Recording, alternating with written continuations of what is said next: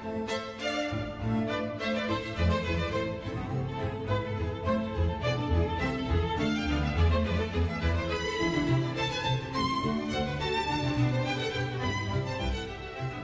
my name's Bill Schaeffer and I'm here today to talk to you about one of my favourite subjects, short implants, and to try and go through with you if size really does matter or not. And I want to start with a declaration of interest, and that is that I have absolutely no financial interest in any implant systems other than that I place implants in private practice. So let's start this lecture. Does size really matter? Well, I'm going to start by telling you what people have been telling me for years, and that's that short implants simply don't work.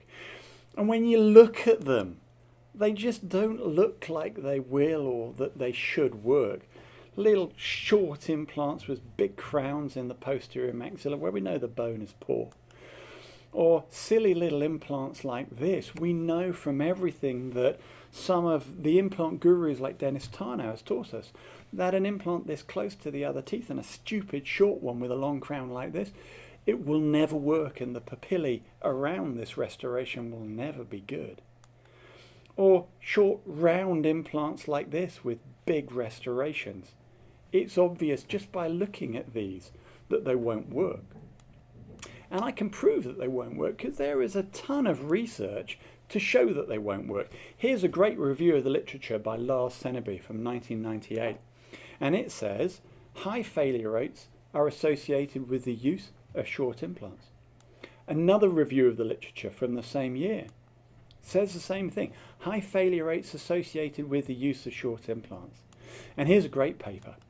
Here's a paper from 2000, and it looked at the 3-year survival of implants of different diameters and of different lengths. And they looked at a large number of implants, almost 3,000 of them, that they followed up for 3 years. And here's what they found.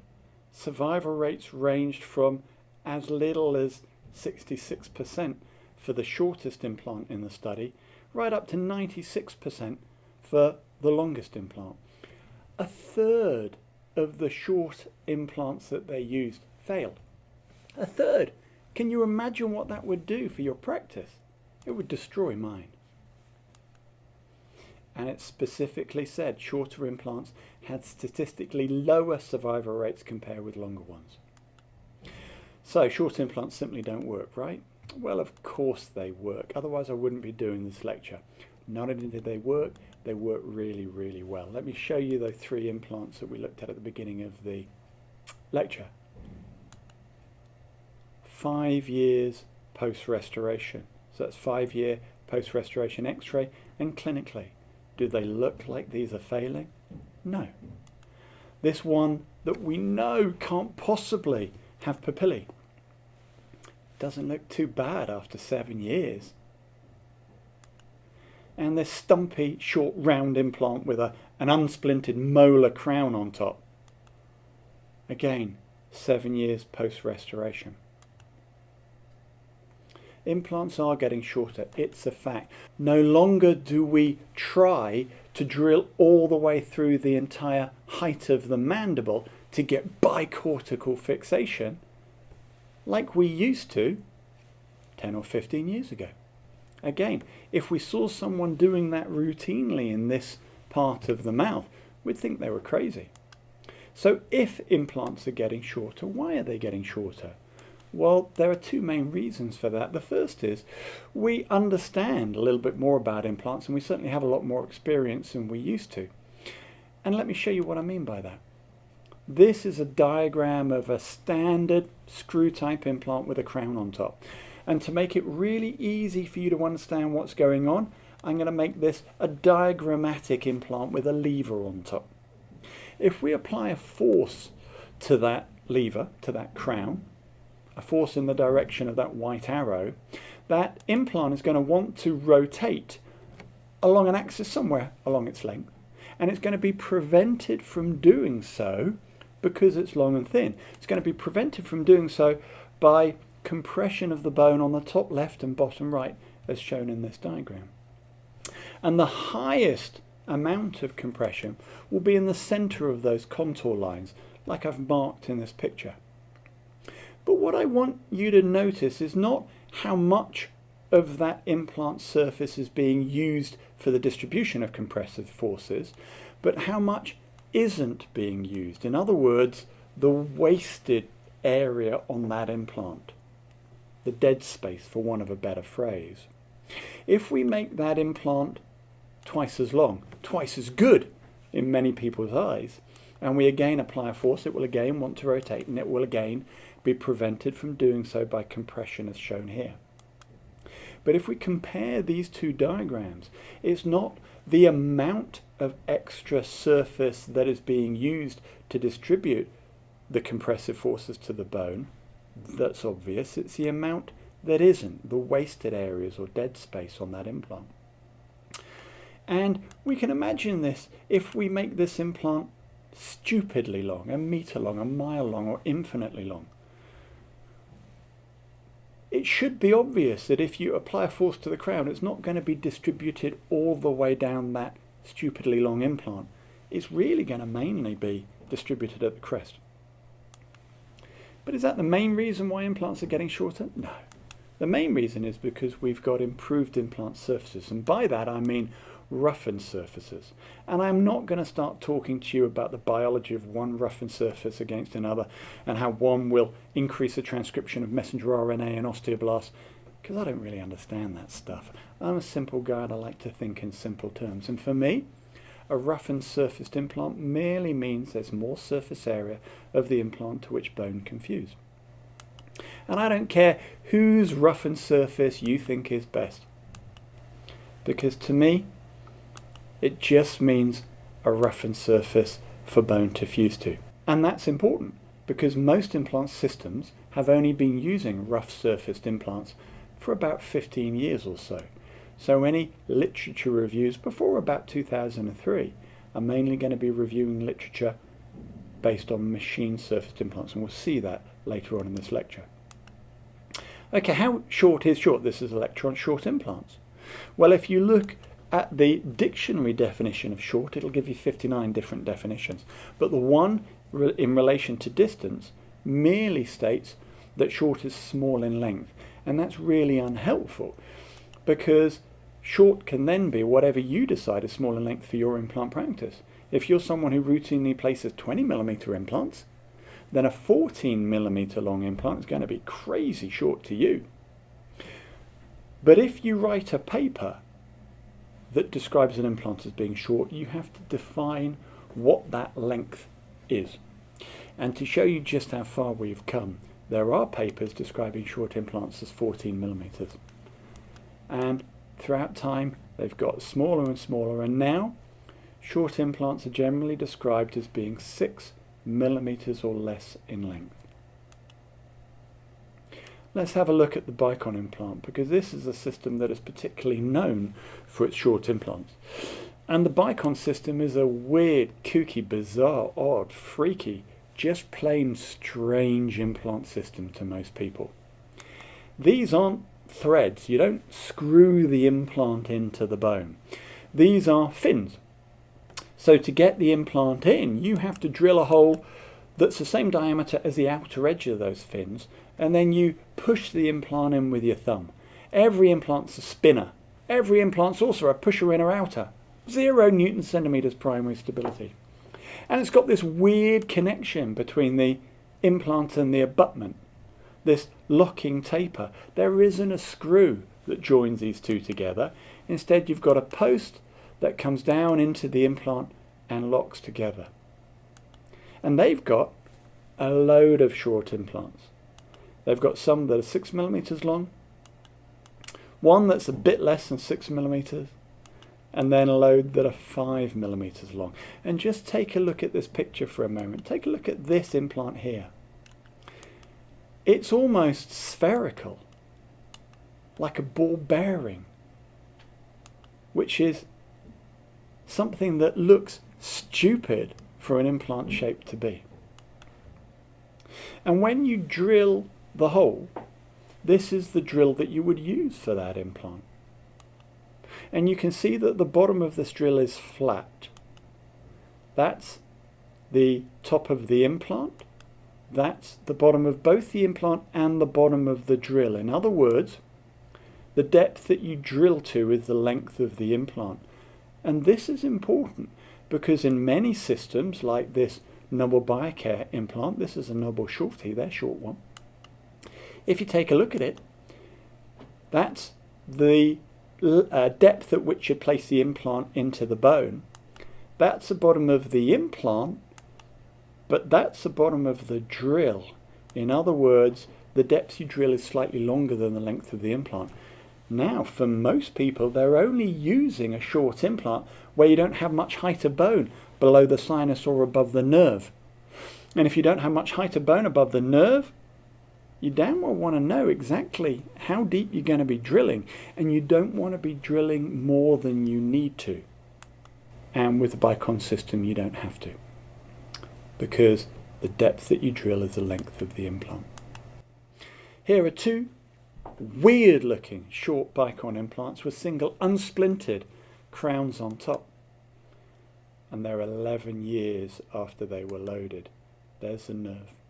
Don't want to get much closer than that. These short Bicon implants, they're almost spherical. How the hell can they work? Because it doesn't make sense to us. Here's that same implant that I showed you earlier, and again I'm going to make it diagrammatic so it's easy for you to understand. If we apply a force to that crown, the implant's going to want to rotate, and it's prevented from rotating because it's long and thin. If you have a round implant and you apply a force, hell, it's just going to roll over. And a short round implant, that's definitely going to roll over, right? Well, a Bicon implant isn't just round like a ball bearing. It's finned, like you see in this diagram. And if we apply a force, it will want to rotate. And let's zoom in here. But it will be prevented from rotating by compressing the bone on the top left, as you see by that little green arrow, and bottom right, as you see here. But because the overall shape is kind of round, it's not just the top and bottom of the implant that can be used to distribute compressive forces to the bone. The whole of each side can. And it's not just each side, because these fins are 360 degrees around the implant. So it means that almost the entire surface area of the implant can be used to transmit compressive forces to the bone. And this is important because by definition a short implant must have less surface area than a longer implant of the same diameter. So the more of that short implant surface area that you can use to transmit those forces to the bone, the better. And I want to be very clear that exactly the same thing happens with a screw type implant, though to an extent that depends on the depth of the threads and the shortness of the implant. Let me show you what I mean. With this implant, the deeper the threads, the more that they resemble fins, like you see on a Bicon, the more they're going to be able to transmit these forces to the bone. The shorter the implant, the closer it gets to being round, the more of the surface area that comes into play, and the fewer the dead space, the dead areas, wasted space on the implant that isn't being used to transmit compressive forces. And you know what? Other implant manufacturers are taking note, and they're creating systems with deeper and deeper fins and shorter implants. Okay, where are we likely to use short implants? Well, obviously they're most useful where you don't have much height of bone. And by that I mean the posterior mandible and the posterior maxilla.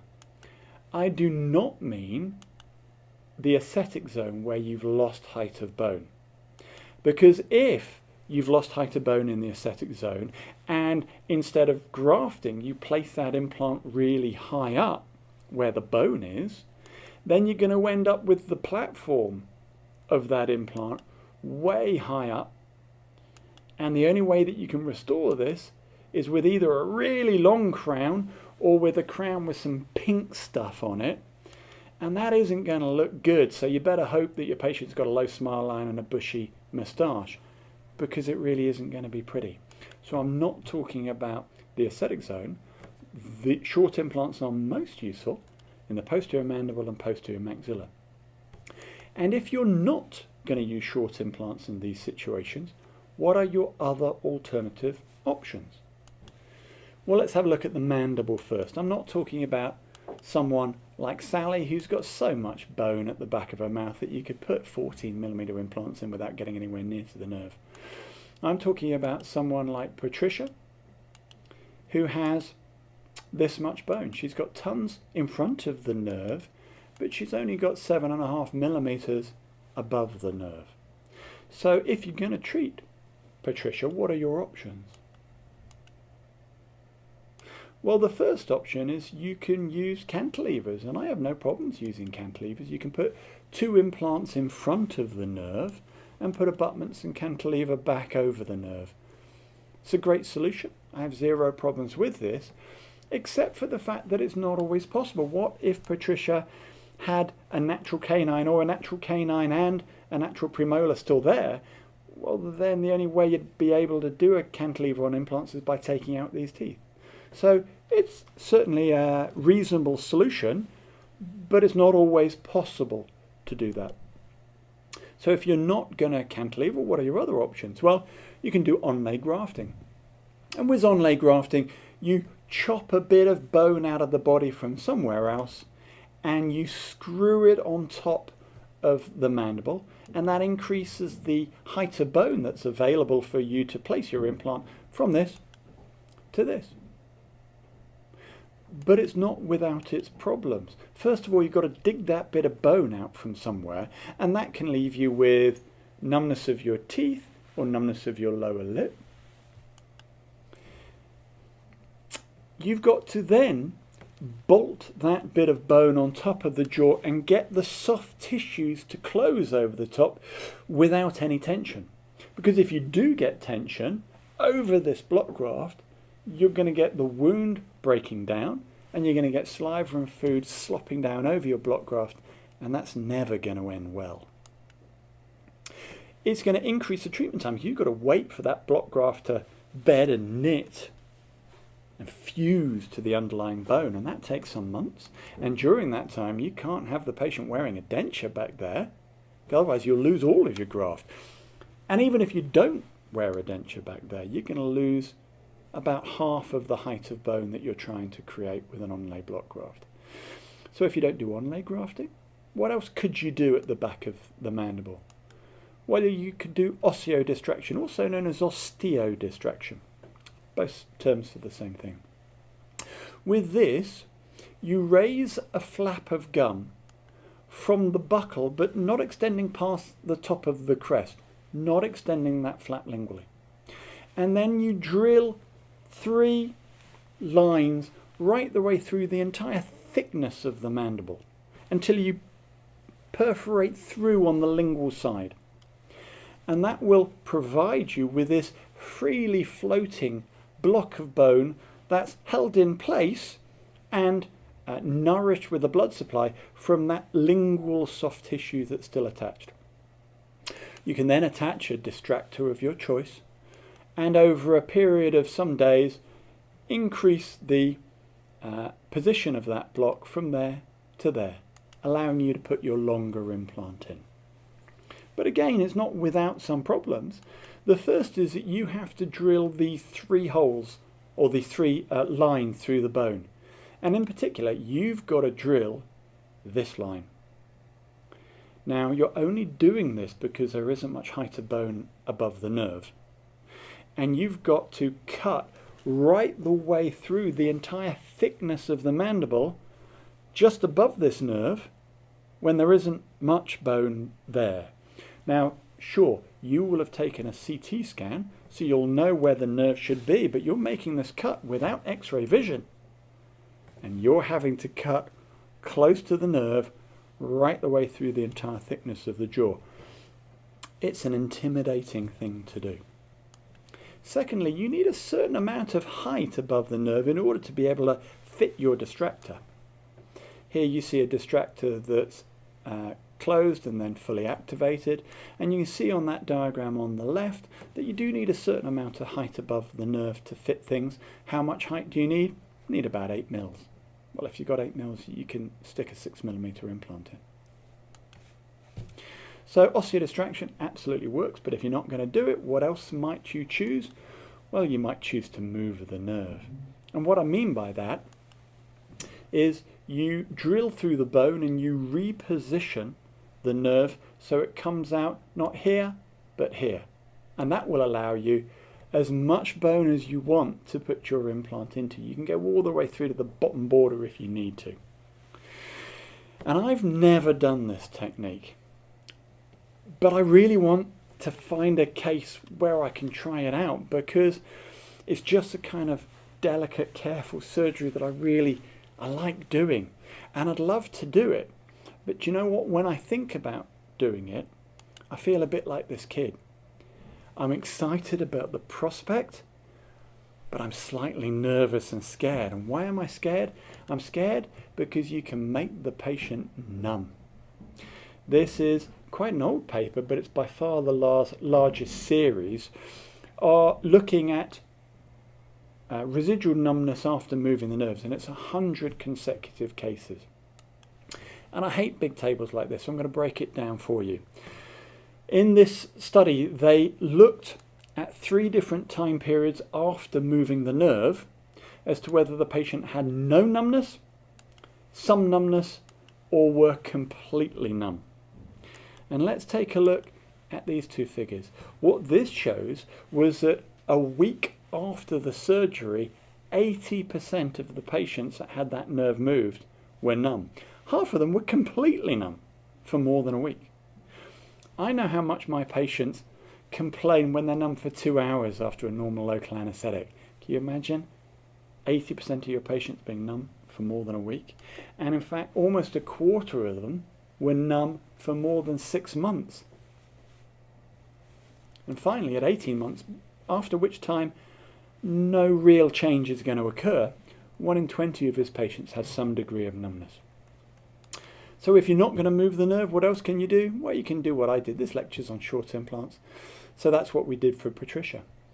I checked with guide pins. You can see how close I am to the nerve there.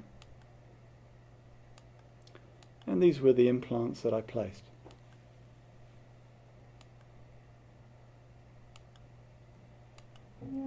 And here it is, more than 2 years after they were restored,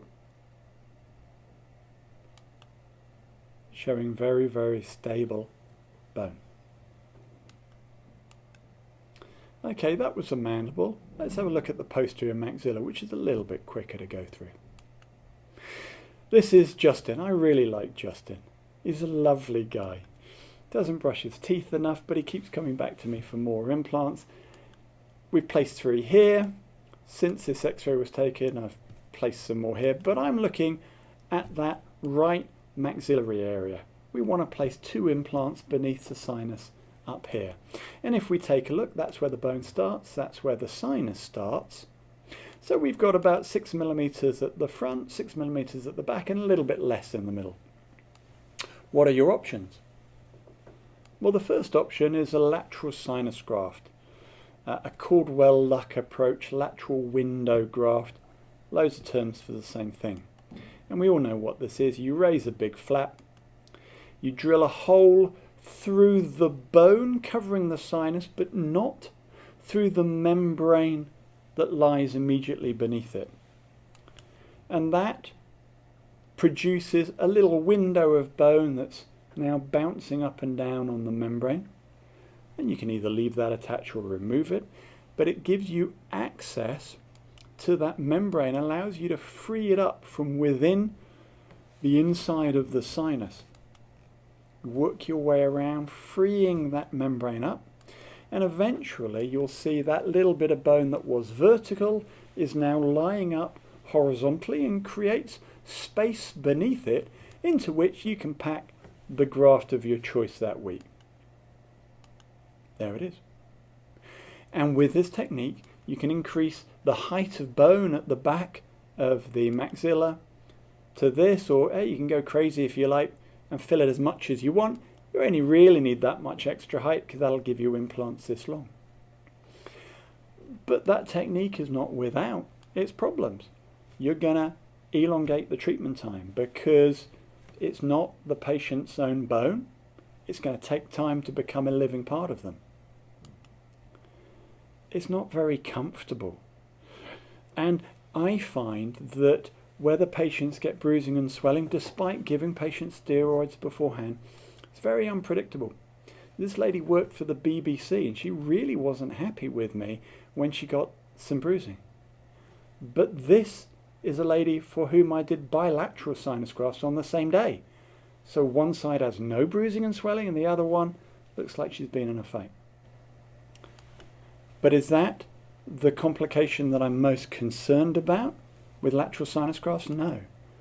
The one that I'm most concerned about is infection. These are the figures from Hilt Tatum who developed this technique.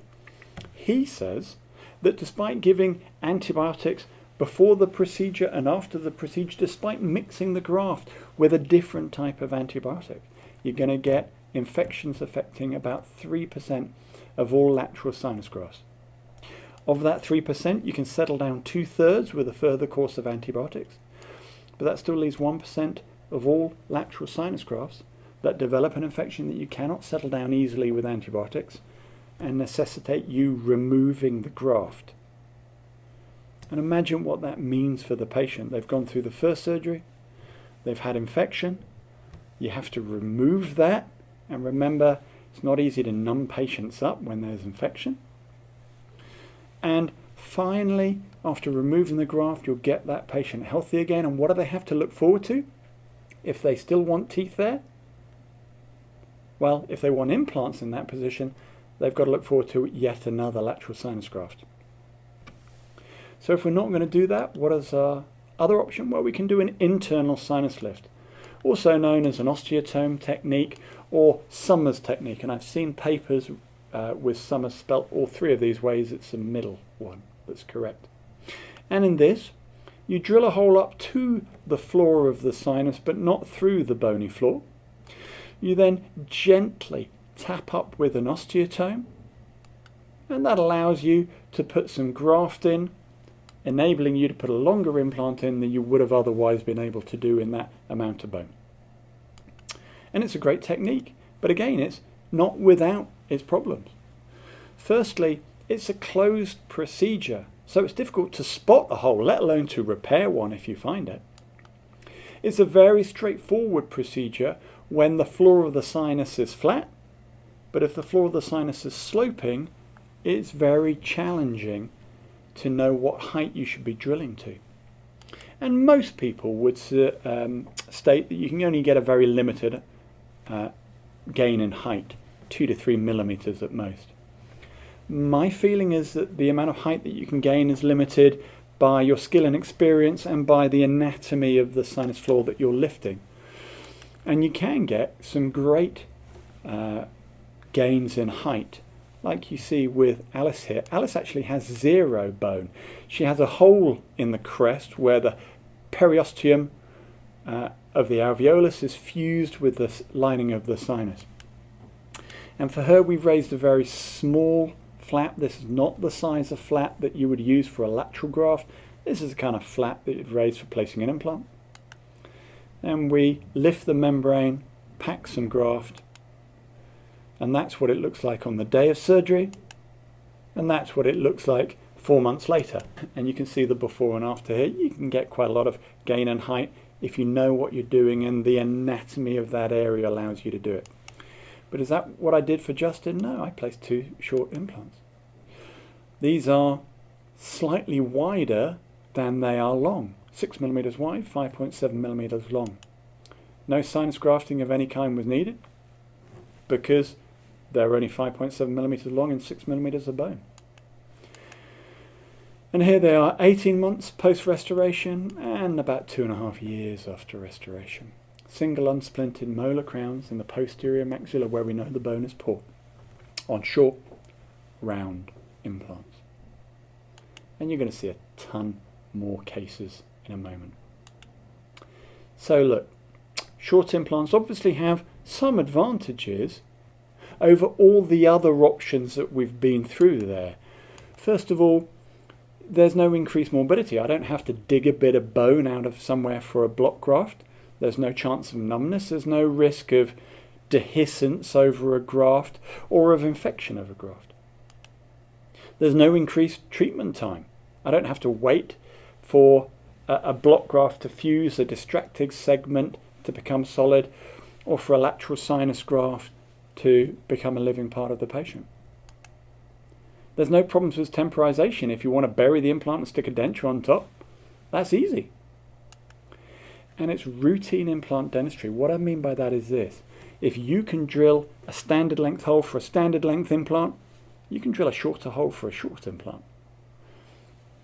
What you're not having to do is send the patient off to the scary oral surgeon for a scary bone graft. And please don't make too little of this. Grafting is expensive. It really is. And especially when the grafting is done only for a 1 or 2 implant space, it can push the cost of treatment outside what is affordable for the patient. So obviously, short implants have a number of advantages, but are they really as attractive as they first appear? Or is there something about them that we're missing?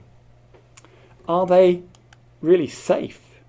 Or is this a treatment that's going to turn around and bite us in the butt? In other words, do they really work? So let's look at the evidence. This is the seminal paper written by a hero of mine, Frank Renoir, and his business partner David Nisson. And this is the paper published in Clinical Oral Implants Research in 2006. And it was also a literature review, a bit like the ones that we saw at the beginning of this lecture, but over a 16-year period. And it defined a short implant as a device that's in bone to 8 millimeters or less. And it came up with these conclusions. A relatively high number of published studies, 12 of them, indicated an increased failure rate with the use of short implants.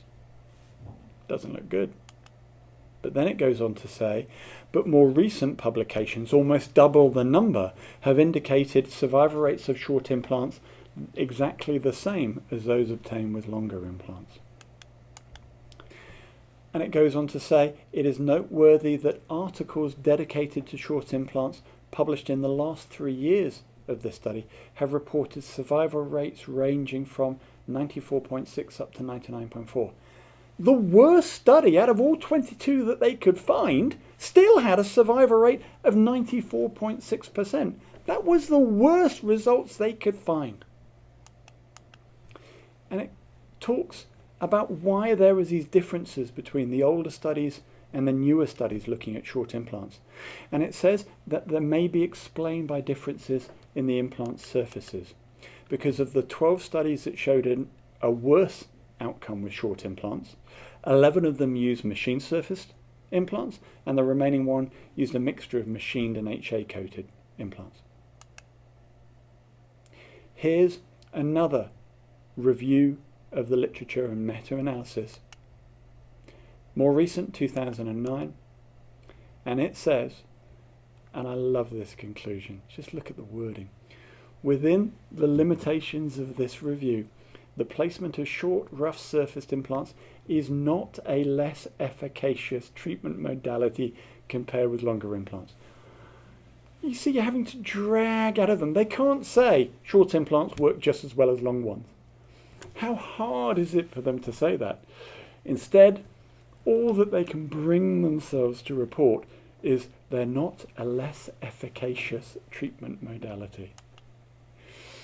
And here's a great study done by a great guy, Marco Esposito. Marco is the researcher who heads up the Cochrane database. So he really knows how to conduct a study. And this is a great study. There were 15 bilateral atrophic mandibles and 15 bilateral atrophic maxillae. and he randomized these jaws to a split mouth study design. It's already starting to sound good. And these patients either got, on one side, they got 1, 2, or 3 short implants, 5 millimeter long implants. And on the other side, they got at least a 10 millimeter long implant in augmented bone. And how did they augment the bone? Well, in mandibles, it was a block graft. And in the maxillae, it was a lateral sinus graft. And they looked at all the normal things that you would expect them to look at. What did they find? They found that in 5, so a third, of the mandibles that they grafted, they couldn't get the 10 millimeter long implants that they had hoped to, so they had to put something a bit less than 10 millimeters in. And in terms of the failures, 2 of the longer implants and 1 of the shorter implants failed. That wasn't statistically significant, but what was when they looked at the effect of implants on the crestal bone. So shorter implants lost significantly less bone than the longer implants in grafted bone. And he goes on to say this pilot study suggests that 5 millimeter short implants can achieve similar, if not better, results than longer ones placed in augmented bone, and that short implants might be a better choice than grafting to get longer implants in, since the treatment is quicker, cheaper, and associated with less morbidity.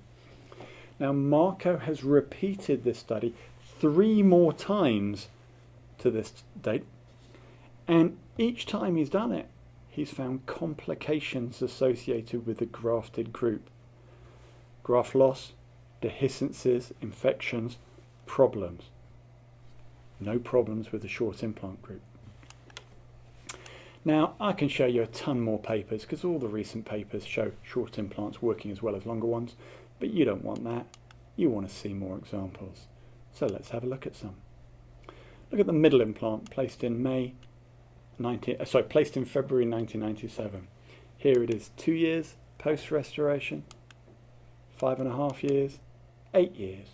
Let's zoom in on that 8-year picture. That's the bottom of the implant, that's the top of the implant, and that's the top of the crown. So that's the crown-root ratio. That's wrong.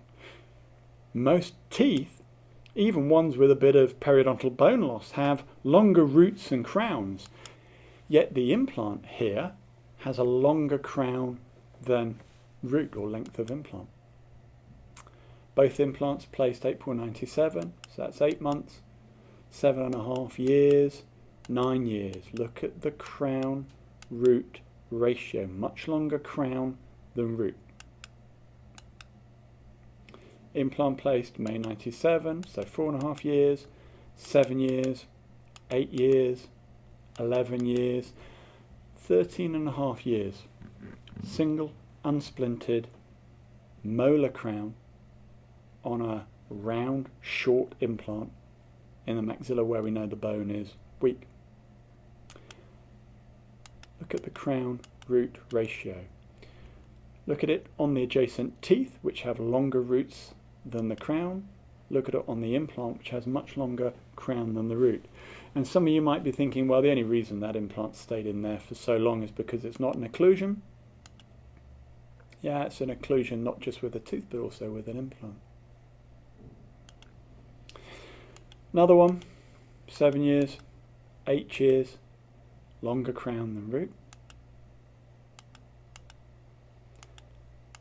Look at the crown to root ratio on this, compare it with a natural tooth next door. Short round implant in a tiny bit of bone in the posterior maxilla, 3 years on, 4 years on, 6 years on. Look at the crown root ratio. But this next one's my favourite. What a screw up! Look at that implant! Was the surgeon drunk? It's a crazy situation. everything in our implant soles tells us that this cannot possibly work. Single unsplintered molar crown with a mesial cantilever, off-axis loading, on a short round implant in a distal extension situation where we know the forces of occlusion are highest. This cannot work. 4.5 years, 7 years, 8 years. Both of these were 10 years. I thought these two x-rays were the same when I first put them up, but they're not if you look closely. It's 11 years, and here again, 13.5 years. I don't even know where you would measure the crown root ratio to. Would you measure it like this or like this? I don't know, and I don't care, because 13.5 years on, and just look at the bone around this. These crown root ratios really are crazy, because when we look at what we are taught about restoring natural teeth, we are not supposed to have longer crowns than roots on our teeth. If possible, we want a 1 to 1.5 ratio, but if we really have to, the minimum ratio for a prospective abutment is 1 to 1.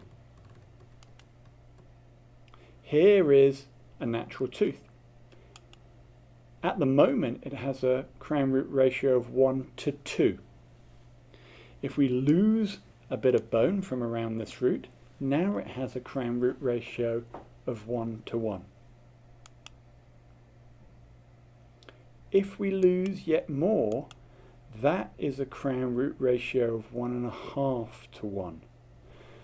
Just 1.5 to 1. I don't think many people would want to use a tooth like this as a bridge abutment. By definition, a short implant is going to have an unfavourable crown root or crown implant ratio. But do the normal crown root ratio rules of natural teeth actually apply to implants? Well, here's quite a nice paper, a 10-year prospective study. And it looked at almost 200 implants over 10 years, and it looked specifically at the crown root ratio and how it affected the crestal bone. And they had 3 groups: a crown root ratio of less than 1, 1 to 2, or 2 or more. And a quarter of the implants studied had a crown root ratio of 2 or more. What did they find? They found that implant restorations with high crown root ratios showed significantly less bone loss than implants with normal or low crown root ratios. Less bone loss. The crazier the crown root ratio, the better the crestal bone was. And it says, implant restorations with high clinical crown root ratios do not demonstrate lower survival or success rates when compared with implant restorations with lower crown root ratios. And as a result, the use of implant restorations with crown root ratios as high as 2 or 3 may be successful in the posterior region of the mouth. Crown root ratios of 3 to 1. Remember this tooth. This has a crown root ratio of 1.5 to 1. This paper's saying you can have crown root ratios of 3 to 1 with implants and still be perfectly successful. Here's another paper from 2009. Technical complications related to crown root ratio were not found in any of the studies, and in addition, the peri-implant bone loss was not influenced by the crown root ratio, except in one study where the crazier the crown root ratio was, the better the bone. So if the crown root ratio rules of natural teeth don't apply to implants, why don't they apply? Well, there are 3 reasons. The first is crowns have conical roots and implants are cylindrical. I know you can have tapered implants. Come on to that in a moment. Let's take a look at this tooth. It has a tapered or conical root, and it's really conical when you get down to the apex of that root. If you lose half of the bone from half of the height of bone from the root, you have lost much more than half of the bony attachment. This implant is half the length of this implant. It's got half the bony attachment, not much less than half the bony attachment. Don't worry too much about this one, it's the least important of all the reasons. Health versus disease. These two things are in bone to the same height. But this one is supposed to be in bone to that height. This is supposed to be in bone to that height. And here's where we come on to tapered implants. You don't place tapered implants just at the very bottom of the taper. You place tapered implants to the full depths of the implant. Just like this one. But are those two the main reasons why crown-root ratio rules of natural teeth don't apply to implants? No. The main one is that implants don't have a periodontal ligament. They are more like an ankylosis. Let me show you what I mean. Let's start by imagining we're going to take out a lower premolar in a healthy tooth. And let's say we're going to do it with a pair of extraction forceps. I know we don't normally take teeth out with a pair of extraction forceps these days. We use luxators or periotomes. But let's imagine we're going to do it the old-fashioned way. Let's imagine we're going to take a natural, healthy, lower premolar tooth out with a pair of forceps. You will stand behind the patient, you'll grip the patient's head with one hand, you'll apply the forceps to the tooth with the other, and then you'll give it a bit of force. And you'll start to gently wiggle that tooth. And because that natural tooth has a periodontal ligament, there will be a bit of wiggle. And you'll be able to gently increase the amplitude of those movements that you make. Forwards and backwards, maybe figure of 8, gradually increasing the amount that you can move that tooth until you roll the tooth out sideways. We've all done it. Let's imagine now that instead of taking out a natural healthy tooth, you're taking out an ankylosed tooth, an ankylosed lower premolar. You stand behind the patient, you grip the head with one hand, you apply the forceps to the tooth with the other, and you start to apply some force and crack. You cannot take out an ankylosed tooth with a pair of forceps. Long before the bone root interface breaks down, you'll have snapped the crown off. How do you take out an ankylosed tooth? You cut it out. Let's imagine now that instead of an ankylosed tooth, you've got an osseo-integrated, effectively an ankylosed implant. And I know it will seem silly, but let's just imagine that you've got a premolar implant, perfectly healthy, with a really strongly attached crown on top of it, and that you're going to try and take it out with a pair of forceps. Just bear with me. So let's imagine you grip the head with one hand, you apply the forceps onto the implant crown with the other, and you really start to apply some force. I don't care how strong you are, you cannot take out a well-integrated implant with a pair of forceps. Long before the bone implant interface breaks down, you're going to have broken the crown off, broken the implant, broken the forceps, dislocated the mandible, or even fractured the mandible. How do you take out an integrated implant? You cut it out, trephine it out. Look, a natural tooth with a periodontal ligament has a bit of wiggle. And it's a bit like a fence post buried in earth. If you don't have much buried in earth and you have a lot sticking out, it's going to wiggle, and before you know it, it's going to fall out. So how do you keep that fence post solid? You bury a lot of it in the earth and you don't have too much sticking out, just like a natural tooth. An implant, on the other hand, is like a fence post buried in concrete. You really do not have to have very much buried in concrete to be able to have a long post sticking out and still have that very, very strong. Take a look at this Ferrari that's driven into this traffic light. How much of that traffic light is buried in the concrete? 2 foot, maybe 3 foot. You can drive a Ferrari straight at it and the Ferrari comes off much worse.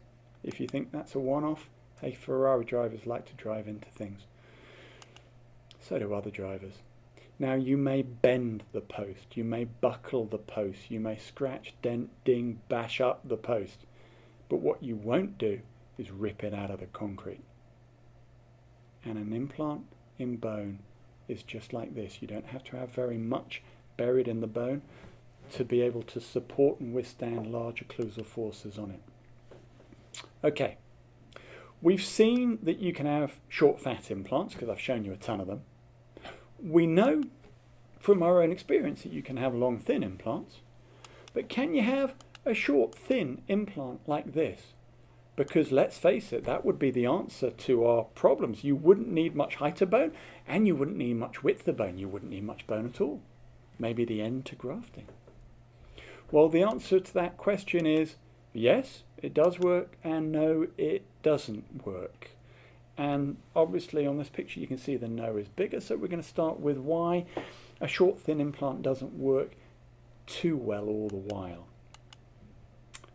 Well, firstly, you do need a certain minimum amount of bone implant contact to be able to withstand occlusal forces. You can't have an implant the size of a pinhead and expect it to be able to withstand the normal forces of chewing.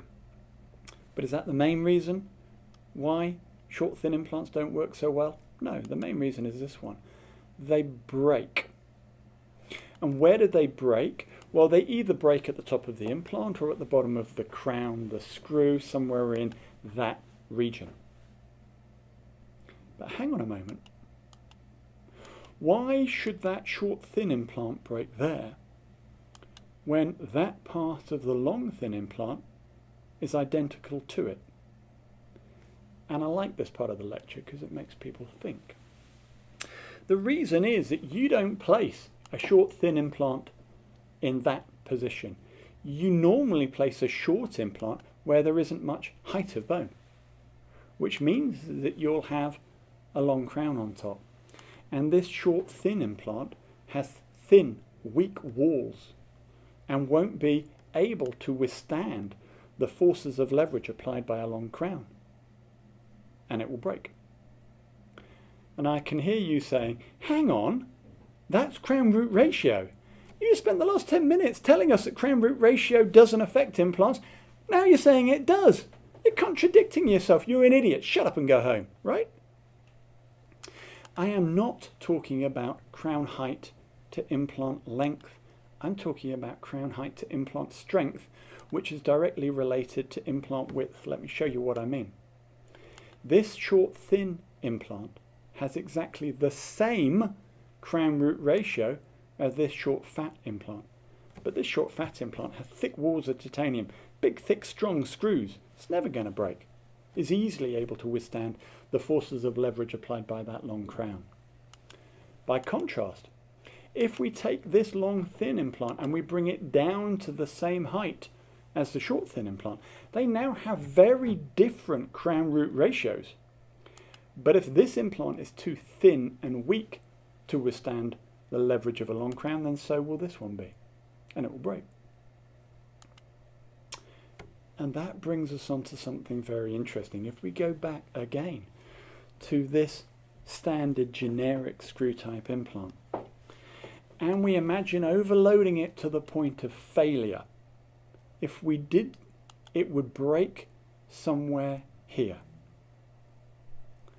Making that implant longer doesn't make it stronger. Only making it wider will make it stronger. And that's interesting because we've always been taught longer is better. Longer is better because longer is stronger. No, it isn't. Only wider is stronger. Well, I did say that a short thin implant could work well. And what situation is that? Well, it's this situation here. If this long thin implant is strong enough to withstand the forces of leverage applied by a short crown, then so is this. But most people wouldn't usually place a short implant in a situation where you've got stacks of bone. they'd usually place a longer one. Come on to that later. But hang on a moment, I hear you all shout. What about all those studies that show damaging crestal bone stresses with short implants? And by that I mean photoelastic modelling and finite element analysis studies. Well, let's get rid of the first one very quickly. Photoelastic modelling, as you may remember, is you stick an implant into a homogeneous block of clear perspex, you apply a load to it whilst looking through polarised filters, and you see lines of force around the implant. Bone isn't a homogeneous block of perspex, so we can just move on from photoelastic modelling. Move on to finite element analysis, and this is computer modelling of stresses and strains, loads, forces. And when it first started, as you can see from this computer model from the early 90s, the models were fairly crude. These days, the models are very sophisticated. And we see pictures like this of the bone around an implant, the implant's being removed, and immediately, intuitively, you can understand what this picture shows us. It shows us crestal bone strains in red, and we know red is bad, red is danger. Red will mean the bone will be lost. Green is good, green is safe. Green will mean the bone will be saved. And finite element analysis studies are really popular. Why? Because they're easy for universities to do. You don't need an ethics committee approval, you don't have to find patients, don't have to follow them up with dropouts, you've got no complications, no follow-up. It's cheap and it's quick. Most universities gets funding based on the number of papers they produce. You're able to really quickly get out papers. You do one paper on width, hey, change the parameters in your computer, look at length, look at anything you want, you'll get another paper out. But there's a problem with it, and the problem is it's not real. It's not real because it's not alive. Finite element analysis is really good at looking at inanimate things, like a bike frame being subjected to load. But we never see videos like this of the stresses and strains around an implant. We only ever see still pictures. And the reason for that is if this was a video, the lie that we're being told would immediately become obvious. Because when we chew, when we apply these forces to the bone, we don't bite together and keep biting together forever. We bite and we release. Remember that force on bone is related to amplitude, duration, frequency and direction. And we're changing all of those all the while when we chew. And then in between those episodes of chewing, we'll have long episodes where there's no forces being applied to the bone.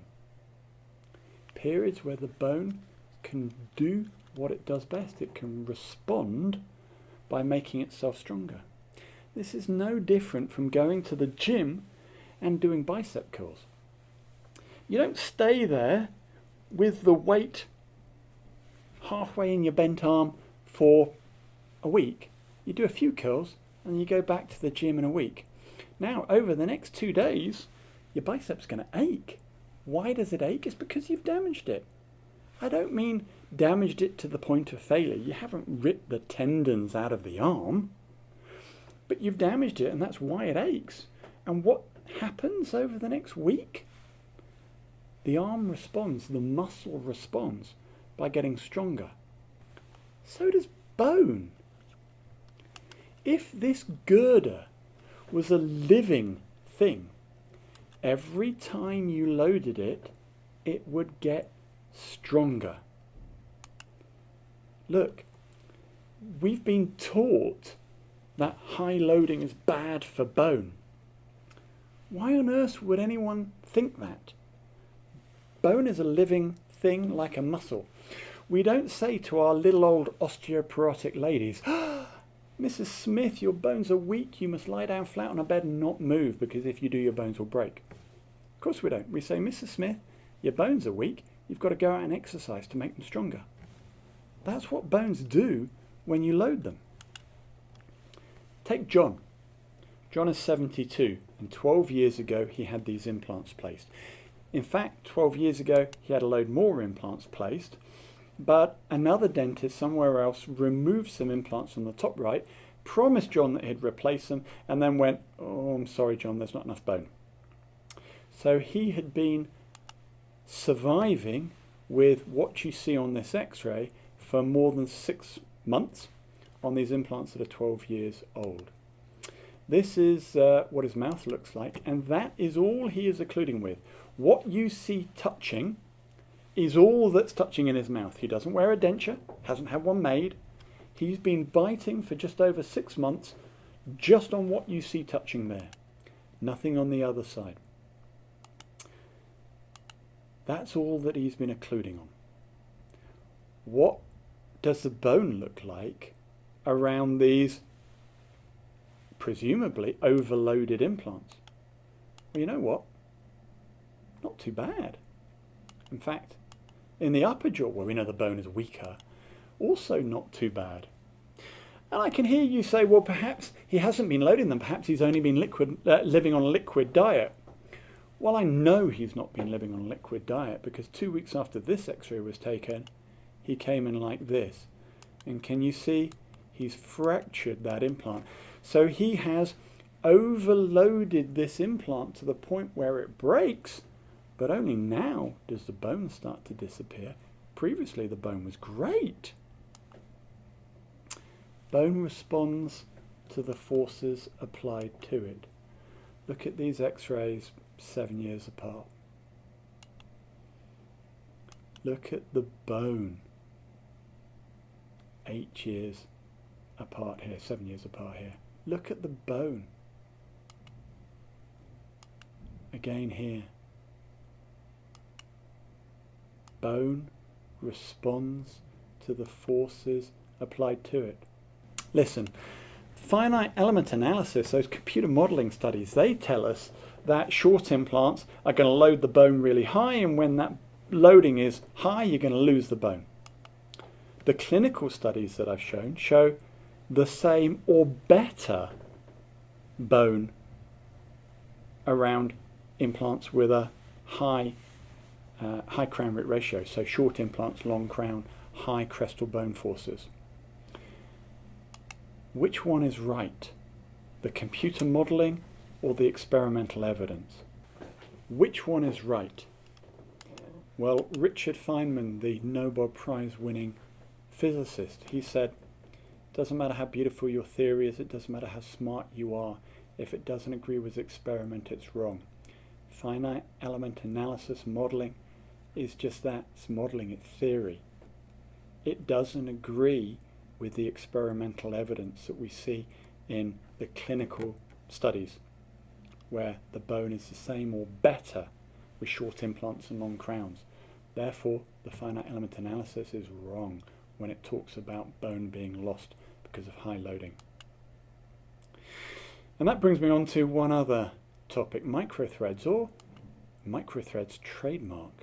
And we all know what microthreads are. If we zoom in on this cutaway, it's these finer threads that you find at the top of so many implant systems. And we are told by the implant manufacturers that they do this for us, that they put these microthreads on their implants to reduce the crestal bone strains, the crestal bone loading, because by doing that they will maintain the bone better around these implants. They're doing that for us and our patients. How nice. That's not why they're doing it. It's not why we've got microthreads on so many implants. This is why. Let's look at the cutaway part of this implant on the left of the picture. That's the outside part of the internal thread at the bottom and at the top. And that's the inside part of the external thread at the bottom and at the top by the micro threads. So that's the wall thickness lower down, and that's the wall thickness higher up where you've got the micro threads. That's still quite thick, that's quite strong. Let's imagine now that we've carried those thicker threads all the way up to the top of the implant, like this.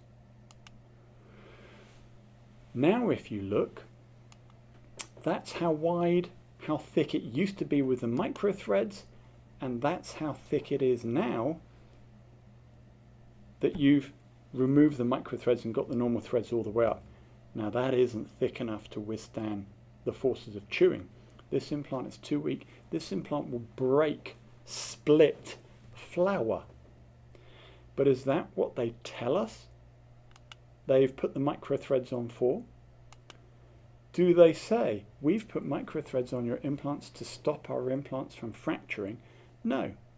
They spin it and they say, we've put micro threads on to prevent crestal bone loss by reducing the crestal loading. It's nonsense. The more you load bone, the better the bone is. But everyone's selling the same thing. I've been saying how great short implants are, but are there any situations where you shouldn't use short implants? Yeah. If you're putting an implant into a socket, let's face it, the crestal part of the socket is big and wide, it's a big empty hole. You only can get the implant solid and stable if you go down deeper. You need a longer implant for that. If you're immediately loading your implant, you want good primary stability, primary fixation, and for that you'd want to use a longer implant. And also, if you're putting an implant into an area where there isn't much bone and you know that 6 millimeters of that implant are going to need bone grafting over it because it's sticking through the side of the bone, then you want a longer implant, so at least you've got some of your implant fully in bone, keep it stable. But let's take a look at this. Look at this case where you've got loads of bone, 16 millimeters of bone above the nerve. What are the advantages and disadvantages of putting a longer or a shorter implant in here? Let's just imagine two. Let's imagine a 12 millimeter implant or a 6 millimeter implant. What are the advantages of each of those? Well, the advantages of putting that longer implant in is that you can load it immediately, or if you don't load it immediately, you'll load it earlier. Most people wouldn't immediately load a molar, there's not much need to. But even if you don't load it immediately, you might be more comfortable taking impressions earlier than if it was a 6 millimeter implant. By the same way of thinking, you might be more comfortable putting the 12 millimeter implant in as a one-stage surgery, so with a healing abutment on top, whereas for the 6 millimeter implant, you might be more comfortable if you bury it beneath the gum. And finally, let's face it, you can lose a bit of bone around that longer implant, and the implant will still be stable. What are the advantages instead of using that shorter implant, that 6 millimeter implant? There's no advantage about being safer above the nerve because, hey, the 12 millimeter implant's safe above the nerve when it's 16 millimeters of bone you've got. No, there's only one advantage of using a shorter implant, and that's that it's easy to remove and replace the shorter implant even if you've lost some bone. Now, that's kind of odd because that's almost the opposite of what I said at the end of the last slide. I said in the last slide that a longer implant is a better implant because if you lose some bone it can still be stable. Here I'm saying that a shorter implant is a better implant because if you lose bone you can replace it easily. What do I mean by all that? Well, what is the worst thing that can happen to a well-placed implant? It's not that it doesn't integrate. That happens sometimes. Not very often, but our patients have always been warned about it happening. The implant fails before it's integrated.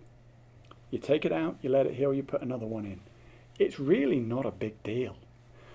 The big deal comes when an implant integrates and then it starts to lose bone. Take this patient as an example.